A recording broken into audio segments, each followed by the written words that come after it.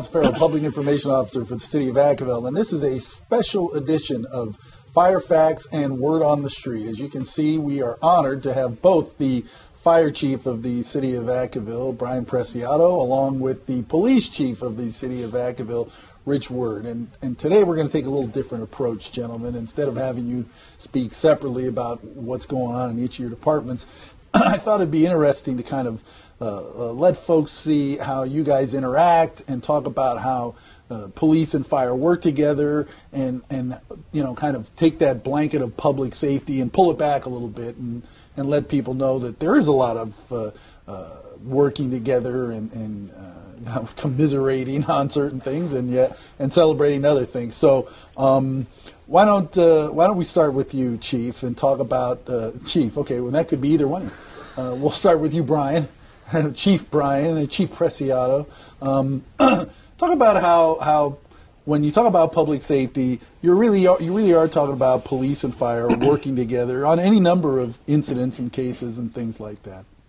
Well, I think it's unique in the city, and I was surprised when I came here about how well they do support one another on various calls, be it if we have a major structure fire. If they're first on scene, they've reported the fire and given us really good information when we're en route to help us prepare for what we're going to come across when we get there. They are very good about what's really key on a major structure fire is crowd and traffic control. They're very proactive, and they will begin that process well before we get there on scene. What I was very impressed with also is our standard medical aid calls. They are there sometimes first, or they will always respond with us, and they get their hands dirty. They'll get involved and help us and assist us. They're not afraid to start CPR or whatever it takes. They're there to help out, and they don't stand back and just watch. I've witnessed other cities where police and fire don't seem to get along that well, and it's tragic. We are not that way. We do, and we know each other very well. Chief and I, we get along very well. We have a lot in common from our past, and how we know how fortunate we are to be here, to be leaders of such great organizations. Okay, now let's talk about dispatch. Dispatch does both police and fire calls. Right. So you guys, typically the police are out patrolling. You know, there's somebody in a car somewhere in town. Sure. So your ability to respond to a scene is quicker than the fire department, where they're kind of, you know, they're not in trucks driving around. So sure. That's why you guys generally are there first, depending on what the call is. But do you respond to every? Obviously you don't respond to every fire call. No. That's not your job. No, unless they need us for especially traffic control. That's a big issue, and making sure that they can gain access to a victim. That's important. We don't block the streets, and others don't block the streets. And scene security for them as they do their work. But as Brian said, working together, it's a great relationship here at the line level, managers, and then both of us as chiefs. I think we have a good relationship. We share the dispatch center, but we work together in the EOC. We work together with the CERT team, the Community Emergency Response Team. Right. It seems like there's a lot of overlap. There's a lot of overlap. A lot of different instances. Yeah, and that's enjoyable. That's refreshing, because it didn't always exist in my prior place of employment. So to come here and to see it, I simply wanted to sustain it. I said, boy, let's continue this. And why is that? Why would there be any kind of, you know, I don't want to say friction, but competition or angst between the two departments? From what I've seen in some of the cities, a lot of it's just cultural. And some other major cities, they feel like there's territories that cannot be crossed, which is unfortunate because we're in this together. But you know, what's funny though, what's unique is, I guarantee if you ask every police officer, would you like to be a firefighter? And they'll all say, I would dare want to run into a burning building. And you ask every firefighter, would you want to be a police officer? No, I don't want to carry a gun and be shot at. And no, I don't like that job. It's too dangerous. So they both respect one another's profession. And that's key, too, and I think with the relationship that we have. Now, what if you asked them if they wanted to be a PIO? What do you think they would say? After they get through laughing? Okay. Thanks. Sorry. No, you're absolutely right.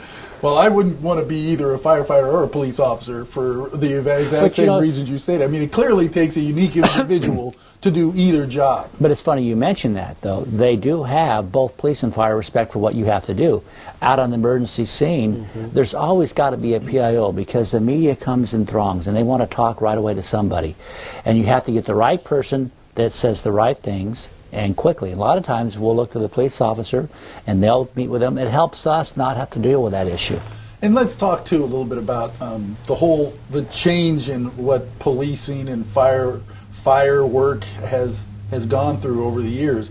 You know, in the good old days, it was let's get on the truck and go put out the fire, and let's go arrest the bad guys. And now it's 85% of it is a medical call, and I wouldn't even want to venture a guess of how much of yours is social work, to be quite honest. Sure. I mean, you've both been doing this for many years, and talk about the changes and the things you've seen over those years. Well, my father was a firefighter, and years ago they weren't involved in a lot of the medical aspect of things. They had the private ambulance that took care of those issues, and all the fire department did was respond to fires. And years ago there may have been a lot more fires. Then technology's brought us a long ways where there's a lot of fire prevention activities taking place, fire prevention services and systems in place to prevent a lot of fires. Like smoke detectors, Right. sprinklers, Right. even the way buildings are built, you know. Exactly. So that's changed that mindset as well. But I think in the EMS world, you would ask any resident in this city, our medics and EMTs are by far the best. I put them up against any system worldwide. They do care about the care they give the people, and they are very proficient. They hold each other accountable. And I'm sure the same is for the police department. Yeah, and yeah, go ahead, Chief. Well, I was going to say, just to piggyback on what Brian said, there seems to be a greater awareness now on just being prepared for emergency situations. Flooding, of course the fires. I'm thinking of the larger grass fires and larger structure fires. I know my officers are keenly aware of that stuff, and thank God for the fire department, because I know my guys and ladies don't want to have to deal with those issues, but we do assist. Working in the EOC around other emergencies, emergency preparedness is one where it seems to be a greater awareness given what we see here: flooding, earthquakes, and some grass fires. And talk about, you know, the change from, I'm going to call it a change, but the difference, the idea that, you know, it's not all bank robbers and burglars. Now it's a lot of domestic stuff. Things like that. Like I said, social work versus police work. It is. They're kind of blurred now. They are blurred, and we see that. We're not a full service city. Some people think we are. We don't have a social service department, but we have social services that we do provide through the Family Investigative Response Services team. We make vouchers, emergency shelter vouchers available. We work together with community services and public works now to open warming or cooling shelters as necessary. And the officers have embraced the social services component, which is impressive to me. It's not always in the police culture to embrace non-police officers, but the officers here have done that, and they work closely with our social workers. We have a chaplain. We do more critical incident debriefing following a major incident.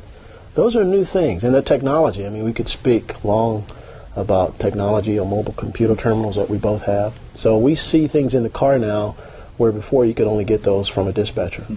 Now, unfortunately, we've had some kind of pretty horrible events take place in town, and both your departments responded. Sure. And afterwards, there's this, there's got to be a period of settling or you know, just the things you guys see in the course of your work, that impacts your employees. I'm sorry. What happens afterwards for both of you guys? Do you get together? Is it separate? How does that play out? Well, sometimes a couple of incidents come to mind. I don't know if you remember the Davis Street traffic accident where the one person ran over some children at the school and killed some children. That, as well as the recent stabbing incident we had where the child, the 18-month-old, was stabbed. We deal with a lot of tragedy, both of us, and we respond. We see it. We have to patch them up as best we can, get them to the hospital. Once they're at the hospital, they're out of our hands, and we don't know, okay, what is the result? Police lives it from beginning to end, even with the bad guy. However, with us, when there's children involved, it rises it up to a greater level. And when we see this, and my captains and battalion chiefs, they need to be sensitive to their employees, and you know, it's natural if a guy say, "Well, I got to toughen up and suck it up and don't worry about it." No, you can't do that. You can't, internalize. You have to talk about it. That's why we now have a county-wide critical debriefing program and group of people. We did that with this last incident, and the dispatchers, they need to know as well, because they're only hearing stuff and they never get, well, what happened out there? You bring them involved as well, the police officers, and then they get to talk and at least say, this is how I feel, so they can leave it and move on. Yeah. And that didn't always happen. It didn't happen when I grew up. Yeah, I was told to suck it up and get back out there. Get out there, word. Yep. There's crime. That's crime. What are you doing? You know, but these officers, male and female, have kids. We had a case not too long ago where a young child was in a home, victim of a crime, child abuse, and one officer suggested to another who had a young child not to come in, which I thought was a good move. And it wasn't an urgent situation, so that was smart. I mean, so they're thinking differently about the mental, emotional health of their peers and partners, and also about firefighters and the impact on them. Well, it's something that we've touched on on both of your shows about what the reality is versus what people see on TV. You know, the guy, I hit a guy 200 yards away with my 25, you know, and then I can leap tall buildings and put all the fires out and catch the baby and the whole bit. And there's a whole other side that never. Sure. You don't always save them. And you never. And if you work and live in the same city, like when I was a firefighter, once in the middle of the night, the lights go on, they tone us out for a call, and they gave my address, a car versus house. You know, and I thought that can't be right. I listened for the repeat of the dispatch. Sure enough, it was my house. And when you're sitting in the table and you hear the calls going around, a traffic accident, and you know that's where my wife drives to and from work. A lot of these things these guys are always thinking about. And you just never know what you're going to actually come across. This last incident we had, the initial dispatch was back pain of a female. And then en route they started, no, we've got this now, we've got this. They never expected to see what they did see when they found the child there with the stab wounds. That was something. And because you need to know this information going in, it helps to brace you and prepare for what you're going to deal with. And it's our mechanism we have, police as well. Well, clearly it's a stressful job, and I didn't necessarily want to go down this road, but it's good that we talk about it because folks need to know. You know, it's not all, you know, at the end of the day, it's, you know, we're all smiling and happy. You go home, you have a lot to think about. Yeah, you know? You do. Even you know, folks at a distance are affected by it. You know, so but anyway, so getting back to the whole police versus fire thing, there's a lot of good-natured ribbing that goes on between you two at various times and places.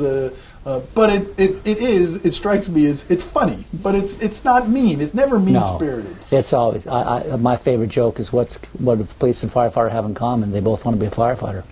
Is there a similar joke the other way, Chief? Yeah, God made police officers, so firefighters could have heroes.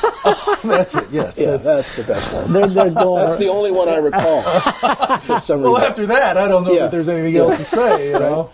No, but like Brian said, there's some good-natured ribbing, some friendly competition. They have an annual football game, flag football game they play, and I mean, they come together on so many different things. It's amazing. Fundraisers.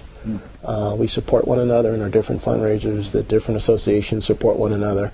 So that's so important, the camaraderie. That's why you say public safety, and it encompasses, but not just the sworn personnel. We can't forget our civilian personnel. They play a critical role in both departments. They absolutely do. Don't they? Absolutely. And you know, you talked about the collaboration, for instance, our arson investigation program. We have our arson investigators, one on each shift. If we have a fire that's suspicious in nature, we begin the investigation, but we immediately need a police officer there with us because a lot of times we may go down the wrong road. And the crime scene is so important to protect and to do it properly and don't violate any rights of people or go down the wrong road. Like I said, the police officers are there to help us, and they will walk this whole process through to the end with us, which is tremendous. Okay, and finally, and I kind of hesitate to bring it up, but I'm gonna, because that never stops me. The whole donut thing, you know, you're always giving him the powdered sugar ribbing, and he seems to take it quite well. Never goes away, huh? But yeah, it never stops. I mean, it'll be 500 years from now, and they'll still be giving cops a hard time about donuts. Yeah. But again, is there anything, you know, I mean, that firefighters, Oh, they rib us who've about got how no response. we're so sophisticated that we have to have bagels. Oh, I see. And they're always in the lounge chairs. Yeah, yeah. I got you. I got Petting the Dalmatian and playing checkers all day. I I remember one of my friends thing, asked me, so do you have people come in and clean the station for you, and mop and sweep and clean the dishes? And what? Are you kidding me? There's a lot of misnomers. They don't have any idea what the police officer's doing on his beat driving through the city throughout. I mean, sometimes in certain areas it can be like a war zone. For us, we're not sitting around the station all day waiting for that call. There's tons of stuff to be doing. And, we talk about all the different calls they go on and what we experience. People need to realize that it's not an easy job. But what I often tease Brian, I tease the fire service, but I admire in them is they work so well with other fire agencies, the fire districts. I just spoke to the Dixon fire chief, and he speaks so highly of Vacaville Fire Department because if they're in trouble, they need help. They rely on the fire department here first. And police departments were rather more insular. We work with our silos. We police our city, and we may respond. We may go serve a search warrant in a neighboring city, but the working relationship day to day is not like it is in the fire service. So I respect that. It's a good system they have. But you think about it, police officer is alone in that vehicle for most of his shift or her shift, and it's by themselves. With us, it's a crew, and it has that crew mentality, which crosses borders. And we do have a great mutual aid system. We rely on that tremendously. People don't realize if we have a major structure fire, the entire city fire department's on that fire. So who's taking care of the other calls that are going on in the city? Outlying agencies come in and cover those for us. And if you had a major event where all your officers were on there and you couldn't get overtime in, you're going to need sheriffs and other departments to come in and help you out.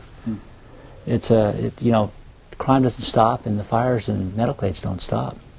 So you two seem to have a pretty good relationship. Is that pretty typical among police and fire chiefs, or? I don't know. I think back more to... Wait, do you really have a good relationship? Are you guys okay? Or? No, we do. We do. Right. We tease I don't each want other, to but it's assume fun. anything. We're more than willing to share resources and do things for one another as necessary.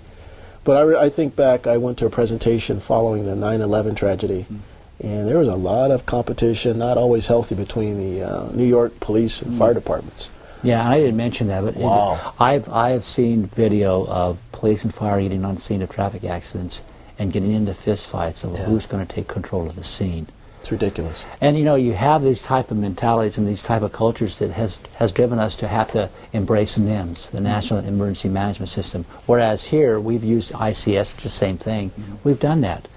But him and I, we have pretty much the same sixth sense of humor, which you need in this type of business. If you can't laugh at a lot of things, you'll internalize and go nuts. You'll go crazy. So we love just sharing stories, and it's great. And I think it starts at our level, and it permeates down to our troops. They know each other very well, and they joke with each other. You got to. Well, I think the city's very lucky to have both you in your positions, and I think I speak for a lot of folks when I say thanks for doing the great job that you guys do. Thank you. Keeping our city safe. Yeah. Well, that's it for this episode of Fire on the Street Word Facts, or whatever we're going to call it. Thanks for watching. Thank you.